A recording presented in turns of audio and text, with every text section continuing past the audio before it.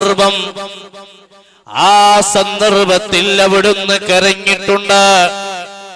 അന്ന് പ്രകൃതിയിൽ ഒരു അത്ഭുത സംഭവങ്ങളും ഉണ്ടായിട്ടുണ്ട്.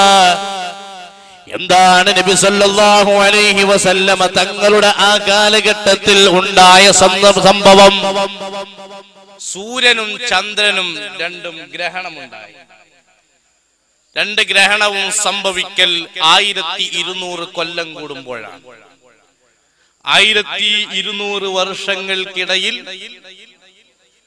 കൂടുമ്പോൾ ഉണ്ടാകുന്ന പ്രതിഭാസമാണ് സൂര്യഗ്രഹണവും ചന്ദ്രഗ്രഹണവും ഉണ്ടാകും. പലപ്പോഴും ഗ്രഹണം ഉണ്ടാവാറ്. ഈ അടുത്ത് സൂര്യന്റെ നടുവിലൂടെ അതല്ലെങ്കിൽ അതിന്റെ താഴെയൂടെ ശുക്രൻ പോയത് പത്രത്തിലൊക്കെ വായിച്ചിരുന്നു അല്ലേ? അങ്ങനെ ശുക്രൻ പോയി. അങ്ങനെ ഇടക്ക് പല സംഗതികളും പൂണുണ്ട്, നമ്മൾ കാണുന്നില്ല എന്ന് മാത്രം. അപ്പൊ ഇതിന്റെ ചോട്ടിലൂടെ ഒക്കെ പോകുമ്പോ ചിലപ്പോ അങ്ങനെയൊക്കെ കാണും എന്ന് കരുതിയിട്ട് വീടിന്റെ പടിന്റെ കട്ടിലിന്റെ അടിയിൽ തപ്പണ്ട ശുക്രൻ ഉണ്ടോ എന്നുള്ളത്. അത് അവിടെ ഉണ്ടാവും അല്ലേ? അപ്പോ ഇങ്ങനെ അത്ഭുതങ്ങൾ ഉണ്ടാകും. സൂര്യനും ചന്ദ്രനും ഗ്രഹണമുണ്ടായി. ഈ കുട്ടി മരിച്ചു.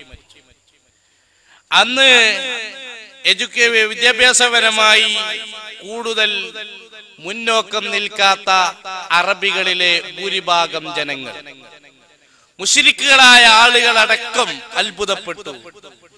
നബി സല്ലല്ലാഹു അലൈഹി വസല്ലമ തങ്ങളുടെ കണ്ടോ, മുഹമ്മദിന്റെ മകൻ മരണപ്പെട്ടപ്പോൾ പ്രകൃതി പോലും പണിമുടക്കിയിരിക്കുകയാണ്. ഒരാള് മരണപ്പെട്ടാലും ദുഃഖസൂചകമായി കറുത്ത പതാക കെട്ടാനോ കറുത്ത കൊടി കെട്ടാനോ ഇസ്ലാം അനുവദിക്കുന്നില്ല. അത് ചെയ്യാനും പാടില്ല. അത് സവാഉൻ കാന ലെഫ്റ്റൻ ഔ റൈറ്റൻ, ഇടതൻ ഔ വലതൻ, ചോപ്പൻ ഔ പച്ച, ആരാണെങ്കിലും. അങ്ങനെ ഒരു വകുപ്പ് കറുപ്പ് കൊടിയെടുത്ത് പ്രതിഷേധം സൃഷ്ടിക്കുക, അതല്ലെങ്കിൽ ദുഃഖം ആചരിക്കുക എന്ന ഒരവസ്ഥയില്ല. തഅസിയത്തുണ്ട് സുന്നത്തായത്. തഅസിയത്ത് മയ്യത്തിന്റെ കുടുംബക്കാരെ ആശ്വസിപ്പിക്കലാണ്, അതല്ല വിഷയം. മുശ്രിക്കുകൾ അവരെല്ലാവരും പറഞ്ഞു, കണ്ടോ കണ്ടോ മുഹമ്മദിന്റെ കുട്ടി മരണപ്പെട്ടപ്പോ പ്രകൃതി പോലും പണിമുടക്കി. അതൊരവസരമായിരുന്നു, വേണമെങ്കിൽ ഉപയോഗപ്പെടുത്താമായിരുന്നു. നിങ്ങൾ എന്നെ കൊണ്ട് വിശ്വസിക്കുന്നില്ലേ? എന്റെ കുട്ടി ഇതാ മരണപ്പെട്ടിരിക്കുന്നു. ഈ കുട്ടി മരണപ്പെട്ടപ്പോൾ പ്രകൃതിയിൽ പോലും ആ പ്രതിഭാസം കണ്ടില്ലേ? എന്നിട്ട് നിങ്ങൾക്ക് എന്നെ അംഗീകരിക്കാനായില്ലേ എന്ന് നബി തങ്ങൾക്ക് ചോദിക്കാമായിരുന്നു. പക്ഷേ അല്ലാഹുവിന്റെ റസൂല് ചോദിച്ചില്ല. അവിടുന്ന് പറഞ്ഞു, ഇന്ന ശംസ വൽ ഖമറ ആയതാനി മിൻ ആയാത്തില്ലാഹ് ലാ യൻഖസിഫാനി ലിമൗതി അഹദിൻ വലാ ലിഹയാതിഹി. സൂര്യനും ചന്ദ്രനും ഒരിക്കലും തന്നെ അത് അല്ലാഹുവിന്റെ ദൃഷ്ടാന്തമനുസരിച്ച് നടക്കുന്നത് കൊണ്ട് തന്നെ ഒരാളുടെ മരണം സംഭവിച്ചതിന്റെ പേരിലോ ഒരാളുടെ ജനനം സംഭവിച്ചതിന്റെ പേരിലോ ഒരിക്കലും തന്നെ അതിന്റെ പേരിൽ നടക്കുന്ന പ്രതിഭാസമല്ല. അത് അല്ലാഹു സുബ്ഹാനഹു വ തആല ഇവിടെ നടത്തുന്ന പല പ്രതിഭാസങ്ങളിലൊന്നാണ്. ഇതിൽ നിന്ന് നമുക്ക് വ്യക്തമാകുന്നത് എന്താണ്? ഇസ്ലാം അന്ധവിശ്വാസം പ്രചരിപ്പിക്കുന്നില്ല. ഇസ്ലാം ഒരിക്കലും തന്നെ അനാചാരം പ്രോത്സാഹിപ്പിക്കുന്നില്ല. അന്ധവിശ്വാസത്തിനെതിരെ സന്ധിയില്ല പോരാട്ടമാണ്. അല്ലാഹുവിന്റെ റസൂൽ അവിടുന്ന് പഠിപ്പിച്ച തത്വം ഇതാണ്.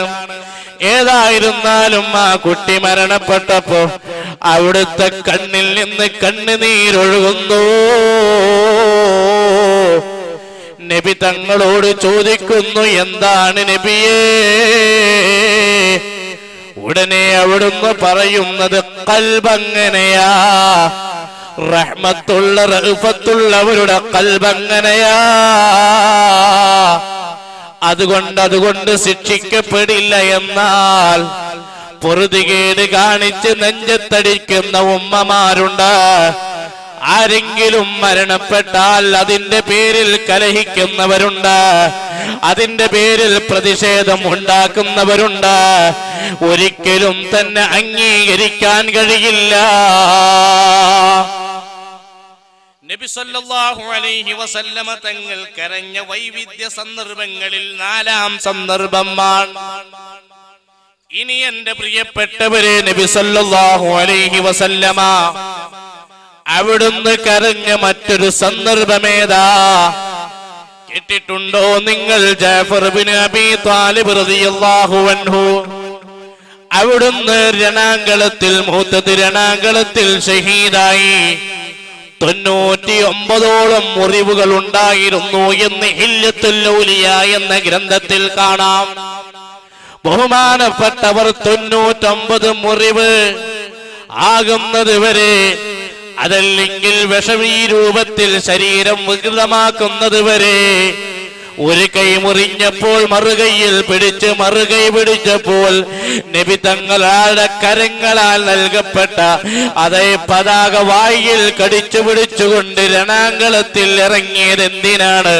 അവിടുന്ന് സ്വർഗം കണ്ടിട്ടാണ് ഉമ്മമാരെ. 99 മുറിവുകൾ ഉണ്ടായിരുന്നു. ശത്രുപക്ഷത്തുള്ള ഒരാള് ചെവിക്കങ്ങ് വെട്ടിച്ചെവിയങ്ങ് താഴെ വീണപ്പോൾ അവിടുന്ന് പറഞ്ഞത് യഹബ്ബദൽ ജന്നത്തു വഖ്തിറാബുഹാ ത്വയ്യിബത്തുൻ വബാരിദുൻ ശറബുഹാ والروم روم قد دنا عذابها علي إلا قيتها ضربها يا حبذ الجنة സ്വർഗമേ സ്വർഗമേ. ശരീരത്തിൽ വട്ടേൽക്കുന്ന സമയത്ത് അവിടുന്ന് കണ്ടത് സ്വർഗമാണ്. ഇവിടുള്ള ജീവിതത്തെക്കാൾ വലിയ ജീവിതമാണ്. അവ പ്രിയപ്പെട്ട സഹോദരന്മാരെ, ബഹുമാനപ്പെട്ട ജഅഫർ ഇബ്നു അബീ ത്വാലിബ്, മഹാനരായ ജഅഫർ ഇബ്നു അബീ ത്വാലിബ് റളിയല്ലാഹു അൻഹു, ബഹുമാനപ്പെട്ടവർ സ്വർഗം കണ്ടുകൊണ്ടാണ് അവിടുന്ന് ഷഹീദായത്. നബി സല്ലല്ലാഹു അലൈഹി വസല്ലമ തങ്ങൾ വന്നു നോക്കുമ്പോൾ ഇതാണ് അവസ്ഥ. അവിടുന്ന് വളരെ വിഷമത്തോടുകൂടെ പൊട്ടിക്കരഞ്ഞു, വിളിച്ചു യാ ജഅഫർ തയ്യാർ, ഓ സ്വർഗത്തിൽ പാളിപ്പറിക്കുന്ന ജഅഫറേ, മർഹബൻ ബിക യാ ജഅഫർ തയ്യാർ. അവിടുന്ന് വളരെ വിഷമത്തോടുകൂടെ പൊട്ടിക്കരഞ്ഞു, വിളിച്ചു യാ ജഅഫർ തയ്യാർ, ഓ സ്വർഗത്തിൽ പാളിപ്പറിക്കുന്ന ജഅഫറേ, മർഹബൻ ബിക യാ ജഅഫർ തയ്യാർ, ഓ മംഗളം മംഗളം സ്വാഗതം എന്ന് വിളിക്കുന്നു. ഇന്ന് ചില അന്ധവിശ്വാസമുണ്ട്, വഫാത്തായവരെ വിളിക്കാൻ പാടില്ല എന്നൊരു അന്ധവിശ്വാസം. അത് മുസ്ലിമീങ്ങൾക്ക് പരിചയമില്ലാത്ത വിശ്വാസമാണ്. ലോക മുസ്ലിങ്ങൾ മുഴുവനും നിസ്കാരത്തിൽ അയ്യുഹൻ നബിയ്യു, വഫാത്തായ നബിയെ വിളിക്കുന്നവരാണ്. നബി സല്ലല്ലാഹു അലൈഹി വസല്ലമ വഫാത്തായപ്പോൾ അബൂബക്കർ സിദ്ദീഖ് റളിയല്ലാഹു അൻഹു അവിടുന്ന് വിളിച്ചവരാണ്. സയ്യിദുനാ ഉമർ ഇബ്നുൽ ഖത്താബ് തങ്ങൾ അവിടുന്ന് ഈ വിഷയം അംഗീകരിച്ചവരാണ്. ഉസ്മാൻ ഇബ്നു അഫ്ഫാൻ റളിയല്ലാഹു അൻഹു അവിടുന്ന് തവസ്സുൽ ചെയ്തവരാണ്. അലി ബിൻ അബീ ത്വാലിബ് തങ്ങൾ ഇസ്തിഗാസയെ അംഗീകരിച്ചവരാണ്. ഏതായിരുന്നാലും ജഅഫർ തങ്ങളെ വിളിച്ചുകൊണ്ട് കരഞ്ഞ് നമുക്ക് ജഅഫർ റളിയല്ലാഹു അൻഹുവിന്റെ വീട്ടുകാരെ സമാധാനിപ്പിക്കാമെന്ന നിലക്ക് സഹാബത്തിനെ കൂട്ടി വീട്ടിലേക്ക് വരുമ്പോൾ, പ്രിയപ്പെട്ടവരെ, വീട്ടിലെ അവസ്ഥ എന്താണ്? മകൻ വരുന്നതും കാത്ത് മകന് വേണ്ടി പ്രാർത്ഥിച്ചു കൊണ്ടിരിക്കുന്ന ജഅഫർ തങ്ങളുടെ ഉമ്മ ക്ഷീണിച്ചു വരുന്ന ഭർത്താവിനെ പരിചരിക്കണം, ഭക്ഷണം കൊടുക്കണം എന്ന നിലക്ക് സേവനത്തിനൊരുങ്ങുന്ന സഹധർമ്മിണിയായ പ്രിയപ്പെട്ട ഭാര്യ, ബാപ്പ കൊണ്ടുവരുന്ന ഉപ്പ കൊണ്ടുവരുന്ന പലഹാരപ്പരി പ്രതീക്ഷിച്ചു കൊണ്ടിരിക്കുന്ന അബ്ദുള്ള എന്ന 4 വയസ്സുകാരനും ഉബൈദുള്ള എന്ന 2 വയസ്സുകാരനുമായ 2 ആൺകുട്ടികളാണ്. ഇവർ വീട്ടിൽ നബി സല്ലല്ലാഹു അലൈഹി വസല്ലമ തങ്ങൾ വരുന്ന സമയം ഉമ്മറപ്പണിയിൽ തന്നെയുണ്ട്. അവിടുന്ന് കണ്ണീരൊഴുക്കി കൊണ്ടുവരുമ്പോൾ ചോദിക്കുന്നു, ഓ നബിയേ ഐന അബീ, ഞങ്ങളുടെ ബാപ്പ എവിടെയാണ്, ഞങ്ങളുടെ ഉപ്പ എവിടെയാ?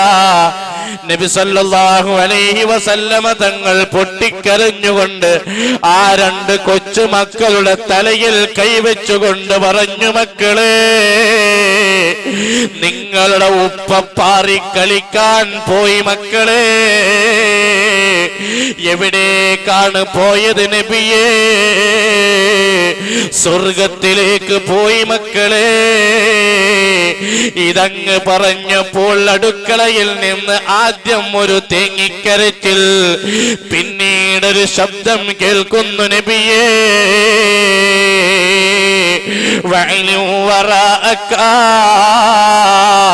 ശിഷ്ടകാലത്ത് ജീവിക്കുന്ന ബാക്കിയുള്ളവരോടും ഇത് പറഞ്ഞു കൊടുക്കണം. എനിക്ക് സന്തോഷമായി നബിയേ, എന്റെ പുന്നാര ഭർത്താവിനോടൊത്ത് ഭൗതിക ലോകത്ത് ജീവിക്കാൻ കഴിഞ്ഞിട്ടില്ലെങ്കിൽ തന്നെ എനിക്ക് കൂടുതൽ കാലം ആ മാരീഡ് ലൈഫ് എൻജോയ്മെന്റോടെ ആസ്വദിക്കാൻ കഴിഞ്ഞിട്ടില്ലെങ്കിൽ തന്നെ എനിക്ക് സ്വർഗത്തിൽ പ്രതീക്ഷയുണ്ട് നബിയേ. അതിന് വേണ്ടി അങ്ങ് ദുആയിരക്കണം നബിയേ. എന്റെ ഉമ്മമാരെ, ക്ഷമയുള്ള ജാഫർ തങ്ങളുടെ ഭാര്യ പറയുന്നു, ആ നിലക്കുള്ള ഉമ്മമാരാണ് കഴിഞ്ഞു പോയവർ. കാരണം അവര് റബ്ബിനെ ഭയപ്പെട്ടവരാ, യജമാനനായ റബ്ബിനെ ചിന്തിച്ചവരാ. ഫാത്തിമ ബീവി കിടന്നുറങ്ങുന്നതിന്റെ മുമ്പുള്ള അവസ്ഥ മഹാന്മാര് പറഞ്ഞില്ലേ, ബല്ലത്ത് വിസാദതുഹാ ലയാലീലിദം ഇഹാ മിൻ തൂലി ഖശിയതിഹാ വമിൻ തഖ്വാഹാ. കരഞ്ഞ് കരഞ്ഞവിടുത്തെ തലയണ നനഞ്ഞ് കുതിരുമായിരുന്നു. അങ്ങനെ ദിക്റ് ചൊല്ലി ദുആ ചെയ്ത് റബ്ബിന്റെ മുമ്പിൽ ഖൽബ് വെച്ചിട്ടാണ് മഹദിയായ ഫാത്തിമ ബീവിയെ പോലെയുള്ളവർ ഉറങ്ങാറുള്ളതെങ്കിൽ ഉദിഫകീലിൽ മതി വരാതെ നോമ്പതോ ഫീടോത്തെ ഫിരിയവന്റെ ഖൗഫിനാലെ തോന്ന ഇബാദത്തെ മരണമാകും എണ്ട് വീണ്ട് ഓതിയൻ ആമാലേ മാനിദാ സൂറത്ത് തീരോ മുമ്പ് മൗതായാരേ. നഫീസത്തുൽ മിസ്രിയ റളിയല്ലാഹു അൻഹയെ പോലെയുള്ളവർ ആ രൂപത്തിൽ ജീവിച്ചവരാണെങ്കിൽ പ്രിയപ്പെട്ട ഉമ്മ, അവര് വരച്ച് കാണിച്ച ആദർശത്തിലൂടെ ജീവിച്ചോ, അവര് ജീവിച്ച സംസ്കാരത്തിലൂടെ കഴിഞ്ഞോ? ഇവിടെയുള്ള ഭൗതിക ലോകത്തെ ജീവിതത്തിന്റെ ആയുഷ്കാലത്തിന് എൻഡ് കുറിച്ചുകൊണ്ട് ഇവിടെ നിന്ന് യാത്ര പോകുന്ന ഒരു ദിവസമുണ്ട്. ആ ദിവസം മറ്റൊരു യാത്രയുടെ പ്രാരംഭമാണെന്ന തിരിച്ചറിവ് വേണം. അതെ, ഇത് പ്രവർത്തനത്തിന്റെ ലോകമാ, നമുക്കൊരു പ്രതിഫലത്തിന്റെ ലോകം വരാനുണ്ട്. ഇത് കർമ്മത്തിന്റെ ലോകമാ, നമുക്കൊരു ധർമ്മത്തിന്റെ ലോകം വരാനുണ്ട്. ആ ചിന്തയാണ് സഹാബി വനിതകൾക്കുണ്ടായിരുന്നത്. ആ ചിന്തയാണ് പൂർവികരായ ആളുകൾക്കുണ്ടായിരുന്നത്. ജാഫർ തങ്ങളുടെ ഭാര്യ അങ്ങ് കരഞ്ഞു, പിന്നീട് സമാധാനത്തോടെ പ്രതികരിച്ചു. നബി തങ്ങൾ ഈ 2 കൊച്ചുമക്കളുടെ തലയിൽ തലോടിക്കൊണ്ട്, 2ഉം 4ഉം വയസ്സുകാരായ മക്കളുടെ തലയിൽ തലോടിക്കൊണ്ട് കരഞ്ഞുകൊണ്ട് ഉമ്മയോട്, മഹവന്റെ ധർമ്മിണിയോട്, ഈ കുട്ടികളുടെ ഉമ്മയോട് ചോദിക്കുന്നു, ഈ മക്കളെ എനിക്ക് തരുമോ? യതീമക്കളുടെ തലയിൽ തലോടൽ പുണ്യമാണ്. ഞാനും നിസ്കരിച്ചവരും ഇങ്ങനെയാണെന്ന് നബി തങ്ങൾ പറഞ്ഞിട്ടില്ല. ഞാനും നോമ്പെടുത്തവരും 2 വിരലുകളെ അടുപ്പിച്ചടുത്തവരാണെന്ന് പറഞ്ഞിട്ടില്ല. ഞാനും നോമ്പെടുത്തവരും അങ്ങനെയാണെന്ന് പറഞ്ഞിട്ടില്ല. ഞാനും ഹജ്ജ് ചെയ്തവരും അങ്ങനെയാണെന്ന് പറഞ്ഞിട്ടില്ല. ഞാനും ജിഹാദ് നടത്തിയവരും അങ്ങനെയാണെന്ന് പറഞ്ഞിട്ടില്ല. അനവ കാഫിലുൽ യതീമി ഹകദാ ഫിൽ ജന്ന. ഞാനും യതീമക്കളെ പോറ്റുന്നവരും ഇങ്ങനെയാണെന്ന് ഹബീബ് മുഹമ്മദ് മുസ്തഫ സല്ലല്ലാഹു അലൈഹി വസല്ലമ തങ്ങൾ പറഞ്ഞിട്ടുണ്ട്. അതുകൊണ്ട് യതീമക്കളെ പരിപാലിക്കണോ, യതീമക്കളെ സ്നേഹിക്കണോ, യതീമക്കൾക്ക് ഖിദ്മത്ത് എടുക്കുന്നവരെ എന്തെങ്കിലും പറഞ്ഞ് വിമർശിക്കരുത്. അവരവർക്ക് തന്നെ എടുക്കാനും വിരിക്കാനും പുതക്കാനും ഉണ്ടാകുമ്പോ അന്യരുടെ അപരാധം അന്വേഷിക്കാതെ സ്വയം കുറവുകൾ കണ്ടെത്തി പരിഹരിക്കാനാണ് ഒരു മുസ്ലിം ശ്രദ്ധിക്കേണ്ടതെന്ന് സാന്ദർഭികമായി ഉണർത്തുകയാണ് സമജ്ദാർ കേലിയെ ഇശാറ കാഫിയെ. എന്റെ പ്രിയപ്പെട്ട സഹോദര, പ്രിയപ്പെട്ട ഉമ്മ പെങ്ങന്മാരെ, മഹാനരായ അഷ്റഫുൽ ഖൽഖ് റസൂലുള്ളാഹി അവിടുന്ന് വല 2 കൈയിലും ഓരോ മക്കളെ പിടിച്ച് തലോടിക്കൊണ്ട് ഞാൻ കൊണ്ടുപോവട്ടെ, ഉടനെ സമ്മതിക്കുന്നു കൊണ്ടുപോവാൻ. അങ്ങനെ മദീന പള്ളിയിൽ വെച്ച് ജാഫർ തങ്ങളുടെ മുറിവിന്റെ ചരിത്രവും അവിടുന്ന് സ്വർഗത്തിൽ പാറിക്കളിക്കുന്ന വിഷയവും അവിടുന്ന് ജനാസ മയ്യത്ത് കുളിപ്പിച്ച് മലക്കുകൾ കുളിപ്പിച്ച വിഷയങ്ങളും അവിടുത്തെ സഹധർമ്മിയുടെ സഹനത്തിന്റെ പാഠങ്ങളും എല്ലാം അവിടുന്ന് വിശദീകരിച്ചുകൊണ്ട് അല്ലാഹുവിന്റെ റസൂൽ ഒരൊറ്റ ഉപദേശമാ, അതുകൊണ്ട് നിങ്ങളും തയ്യാറാവണേ എന്നങ്ങ് പറഞ്ഞുകൊണ്ട് നബി സല്ലല്ലാഹു അലൈഹി വസല്ലമ തങ്ങളുടെ ഉപദേശം ഉണ്ടായപ്പോൾ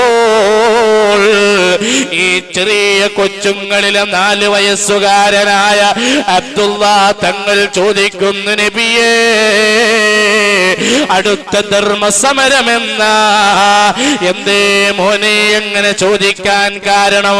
ഒന്നുമല്ല നബിയേ, എനിക്കെന്റെ ഉപ്പയോടൊത്ത് പാറിക്കളിക്കാൻ താല്പര്യമുണ്ട് നബിയേ. അതുകൊണ്ട് ഞാൻ ആ ഒരു ഉൽക്കട അഭിലാഷം അങ്ങയുടെ മുമ്പിൽ അയവിറക്കിയതാണ് നബിയേ എന്ന് മഹാനരായ സയ്യിദുൽ വറ ഹബീബ് മുഹമ്മദ് മുസ്തഫ സല്ലല്ലാഹു അലൈഹി വസല്ലമ തങ്ങളോട് ആ കൊച്ചുകുട്ടി പറഞ്ഞിട്ടുണ്ടെങ്കിൽ, എന്റെ പ്രിയപ്പെട്ട കുട്ടികളെ, നിസ്കാരം കൈയൊഴിക്കരുത്.